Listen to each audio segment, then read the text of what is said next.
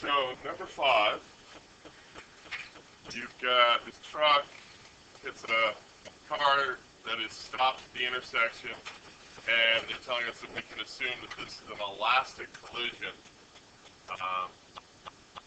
So as soon as we read that it's an elastic collision, one thought should trigger in our mind. And it's only true of elastic collisions. Think of what is only true of elastic collisions. Kinetic energy is conserved, exactly. So that's only true in elastic. In every situation, momentum is conserved. But we have that specialized elastic condition where kinetic energy is. And that's going to be key to being able to solve the problems. Where they tell you it's elastic, you got to keep that in mind. Otherwise, they probably wouldn't tell you. And then also, I look at this and I say, okay, the truck has more inertia, and then it hits a less inertia car. And so my tendency is to think, well, because it has more inertia, it's going to keep moving in that direction. It's going to hit the car, cause it to move in that initial direction it was moving, but itself is going to keep moving. Because if it had the same amount of inertia and it was elastic, then it would stop. If it had less inertia than what it hit, it would bounce off. All right? So if you don't remember, that's fine, but it's one of the things that can help me make more sense of the problem. So what I'm going to have in my Y here, say this is number 5. So I'm going to make sure that my reader knows that I understand, like, momentum is the motion of inertia.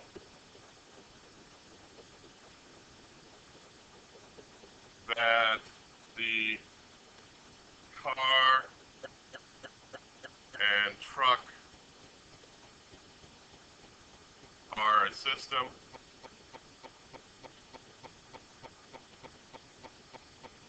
Let's see, momentum is conserved in the system. That since it's elastic, the kinetic energy is conserved in the system. It's very important that before I look at the momentum or the kinetic energy being conserved in the system, that I make sure I understand what the system is. Because if I forget part of the system, or I extend it to other parts, I'm going to run into problems. So make sure you identify the system, and then you have your 2 main ideas there. It'd probably be a good idea, since this is the first one we're doing involving kinetic energy, say that kinetic energy is energy of motion. So if you understand, so that you show that, okay, I understand what kinetic energy is about. And then, do we need diagrams in this one? Yes. Our 2 criteria, remember to check, is there a system, and is there a before and after? And since there is, I need diagrams. So, diagram-wise, what I'm going to draw, let's see, I'm going to have my truck and my car beforehand, and then afterwards they're still going to be there. They're still going to stay separate. Car, saying that my car is going to move this way afterwards, so the momentum after of my car is that direction. I predicted that my truck would keep going in that direction because it has more inertia. My momentum after the truck will still be to the right. The momentum of the car before the collision was 0, because I think it told me it was just sitting there. Let's see. Yes, the car stopped at the intersection. So it's just sitting there, and then the truck had momentum also to the right. So that would be my complete Y there, with showing my understanding and then also having that as my diagram. Good on the Y? The why is going to lead directly to my how. The first fact I'm going to use for my how is that momentum is conserved in the system.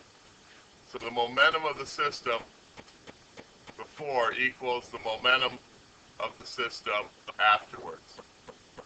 And so I look at my diagram, I have two objects, two bodies in the system beforehand. I have two afterwards. So I need two terms on either side of my equal sign mathematically. So I've got the momentum of the truck before plus the momentum of the car before. That's the momentum of the system before. And afterwards, I have the momentum of the truck afterwards and the momentum of the car afterwards as a follow-up momentum. Substitute in, I know the momentum is the motion of inertia, so I have my inertia of the truck, the velocity of the truck beforehand. All of these should be vectors. You're slipping on a Wednesday morning.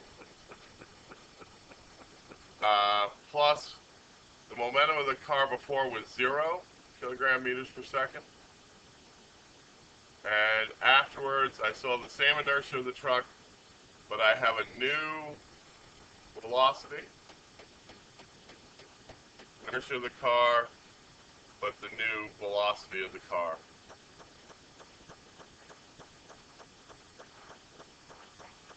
Stop me if I'm going too fast. You need clarification on any of this. At this point, I could substitute in my values, but I would find quickly that I know I know most of them, but not all of them. 1300 kilograms, 1310 kilograms, 13.5, and 653. So, the inertia of my truck was 1310 kilograms, moving at 13.5 meters per second. That equals the 1310 kilograms. Don't know what my new velocity of the truck is. Plus, what was it, 693? 653. Give me 653 kilograms. And I don't know what the new. So I'm stuck at this point because I have one equation, two unknowns. Can't solve it except for saying, hey, VT is this compared to VC, which doesn't really get me a numerical answer. So at this point, it becomes very important that it's an elastic collision. So I look at, and I know that the kinetic energy is also conserved in this system. So at this point, I'm going to start with that the kinetic energy of the system equals kinetic energy afterwards of the system. Two objects beforehand, KE of the truck before plus KE of the car before is going to equal the kinetic energy of the truck afterwards plus the kinetic energy of the car afterwards. Look similar to the momentum? Yes? And now I need to remember, look at my equation sheet and say, oh, kinetic energy is the energy of motion. So I substitute in my equation for that, which would be 1/2 inertia of the truck, speed of the truck squared. Kinetic energy is a scalar, so I use speed rather than velocity. Plus 1/2 inertia of the car, velocity of the car squared equals 1/2 inertia of the truck, the new velocity, bless you, of the truck squared, plus 1/2 inertia of the car, the new velocity of the car squared. Any, before I substitute in, any simplification I can do there? Cross out the halves. The halves can go away, right? Because there's one of those in every term.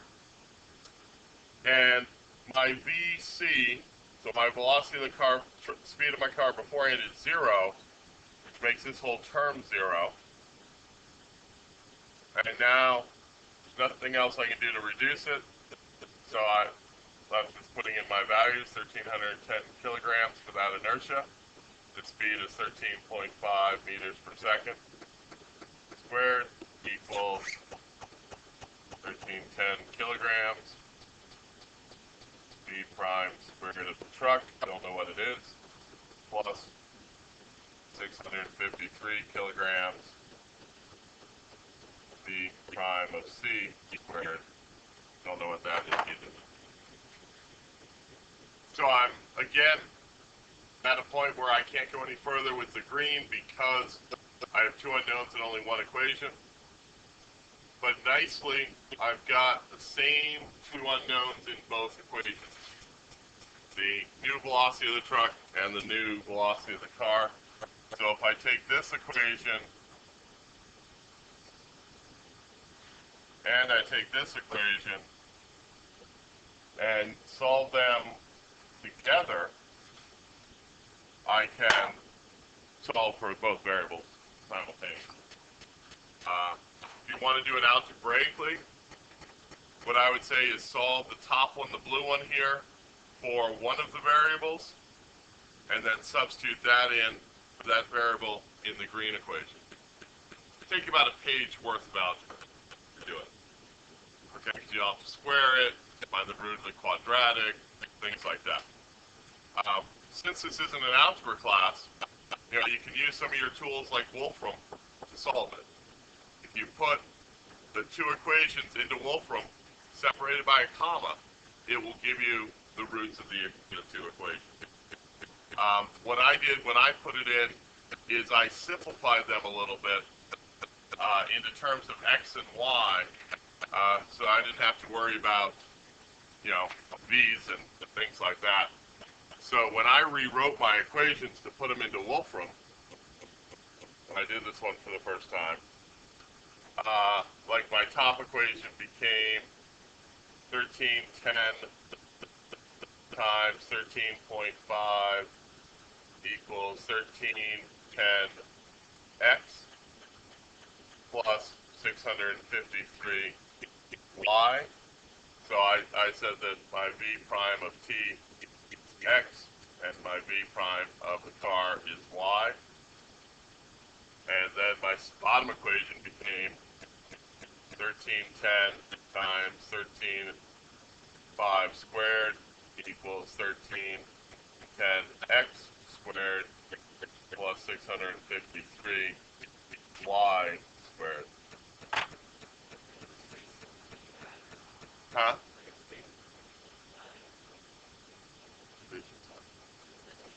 Oh, you don't have to. Oh yeah, it'll understand whether you use a. So we're going to skip over one. If we have time, we'll come back to it because it's identical to 5, except for the fact. Notice that the ball coming in has less inertia than the one it hits. So if it's elastic, then that means that the ball that's coming in is going to hit the stationary ball and bounce backwards, while the stationary ball moves forward. All right, because the moving ball has less inertia than the stationary ball. So we can 3. I'm going to leave again because there's the tutorial there with it. So why don't we jump on to number 4 and work on that one? What type of collision here in number 4?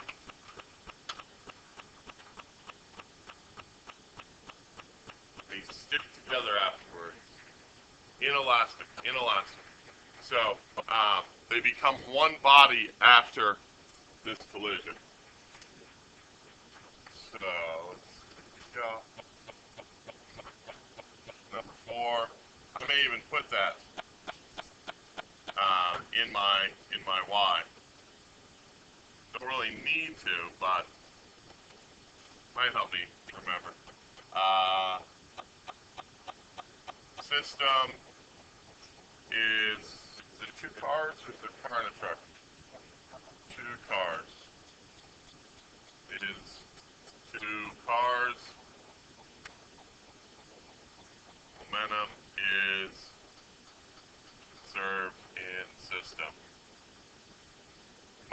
kinetic energy is not conserved because it's not an elastic collision. All right. And now, if I wasn't doing a diagram, which I am doing a diagram, I would probably need to clarify that I understood that the momentum is conserved vectorially. In other words, the direction matters. But since I'm doing a diagram here, I can kind of show that without having to write it. Then they join together. And this would be the momentum of our red and blue together. Is that the colors? This. Oh, it's car and truck. Okay. Oops. So this is our truck. This is our car.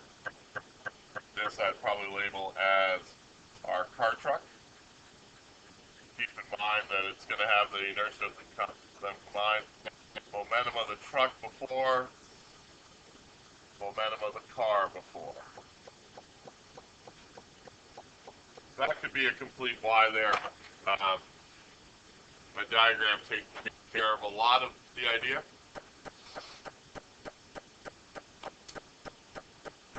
And I'm going to start with that. My main fact there again is that momentum is conserved in the system. So that means the momentum beforehand is the same as the momentum afterwards. So I'm going to actually draw that. The momentum beforehand, I've got the momentum of the car. I have the momentum of the truck. And they combine to be the momentum of the car and truck, or the momentum of the wreckage afterwards. And they nicely form that right triangle.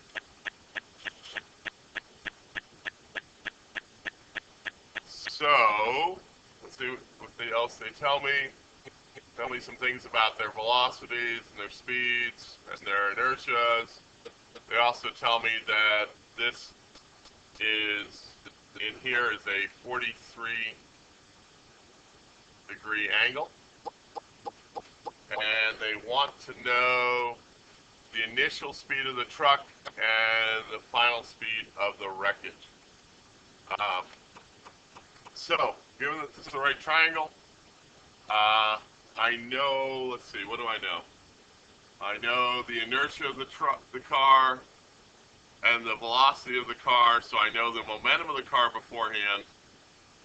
I know the inertia of the truck afterward, the truck before and after. And that's about all. So, I'm going to look for relationships between the momentum of the car and the momentum of the truck and the momentum of the car, the wreckage of the car truck afterwards. So how the momentum of the car is related to the momentum of the truck is by tangent. So tan of 43 degrees equals opposite momentum of the truck over adjacent momentum of the car, which is the inertia of the truck, speed of the truck, over the inertia of the car, speed of the car. Notice it's speed because I've already, in my diagram, taken care of direction. And when I talk trig, I talk magnitudes, not directions. So, drop it down to speeds. I know everything in there except for the velocity of the truck. And then I look at the next one and say, okay, how can I relate the momentum of the car to the momentum of the wreckage? And that would be through cosine. So cosine of 43 degrees would equal adjacent, which would be momentum of the car, over hypotenuse, which would be momentum of the car truck. And I know the momentum of the car is the inertia of the car, speed of the car, over the inertia of the car truck is the inertia of the car plus the inertia of the truck, and then the speed of the car truck. And in all of both those, I have enough information to mathematically solve it. All right. Be careful, we haven't done angles in a little bit. Make sure your calculator's in degrees, not radians when you do it. All right. Alright, so we're going to talk about number 3 now. The two cars coupled together, and you have the momentum graph of the blue car, I believe. Big two. They have total inelastic collision. If they come coupled together, you know the mass of each car. Condition, you are provided with the following graph, which is the momentum of car 1 before. And car 1 I'm going to refer to as the blue car. It's because it's blue. During the collision, determine the velocity of car 2 before the collision. So we know that the momentum here must be conserved in the system. And our system is going to be car 1 and car 2 because we're on this horizontal frictionless surface. If we weren't on a horizontal frictionless surface, we couldn't isolate the system that way. So, number 3, so 2 carts are system, and momentum is conserved in the system. And then I do need a diagram because I have before and after, and I have a system. It's important to realize, since it's an inelastic collision, I'm going to start with 2 objects.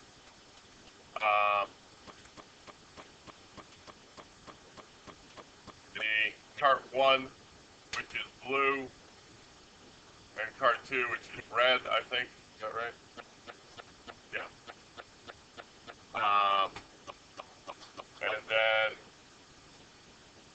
they move off together, and now they're one object, blue-red. Looking at my graph here, I'm going to say positive if my motion is to the right. They show me that the red car's initial velocity is also to the right, which helps me out. So I know that the blue car has momentum beforehand to the right, and the red car has momentum to the right. And then by looking at my graph and seeing that the blue car continues to move to the right because it has a positive momentum after the collision, I know that the motion of the whole object is also to the right. All right. So that would be my Y here with showing my understanding, and then also that diagram.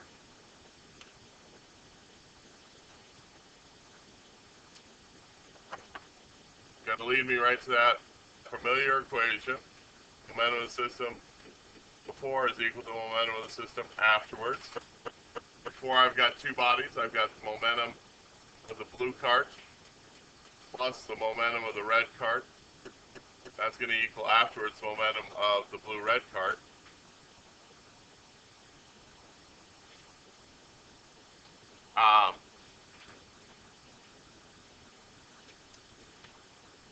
Factoring this down, I have the inertia of the blue cart, the initial motion of the blue cart, the initial velocity, plus the inertia of the red cart, initial velocity of the red cart. Over here, when they join together, my inertia is the blue and the red combined, but they move at one velocity because they're one body. Alright? I'm going to hold off substituting in just for a minute in the hopes of making my life easier, and do one more mathematical step here and distribute on that other side.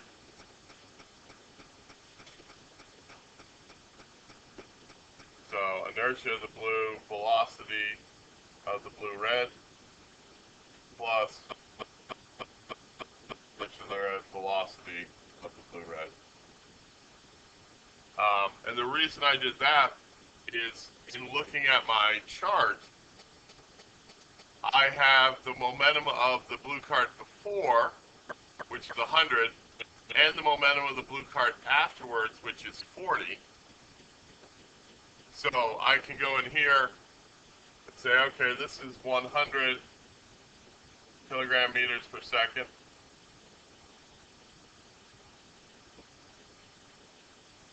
And afterwards, this is 40 kilogram meters per second.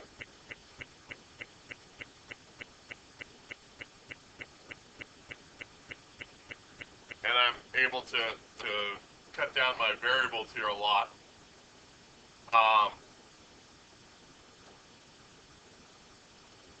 But I still have the velocity afterwards, the velocity beforehand. I know the inertias, but I still have two unknowns here, so I'm a little bit stuck. And then, but I realize, hey, wait a minute, I can find the velocity of the two of them together afterwards. A little side note over here, is that's the momentum of the blue after would be the inertia of the blue, velocity of the blue red. So this would be 40 kilogram meters per second equals car 1, 19.5. For me, it's 19.5 kilograms times VBR. So VBR for me is going to be just over 2, right? 2 point something.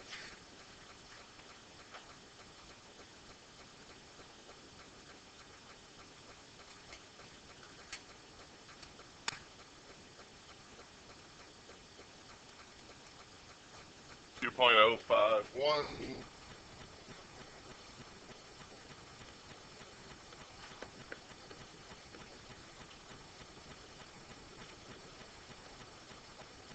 And now I can use that factor, substitute that up into here, and I have everything in there except for the velocity of the red car before the collision.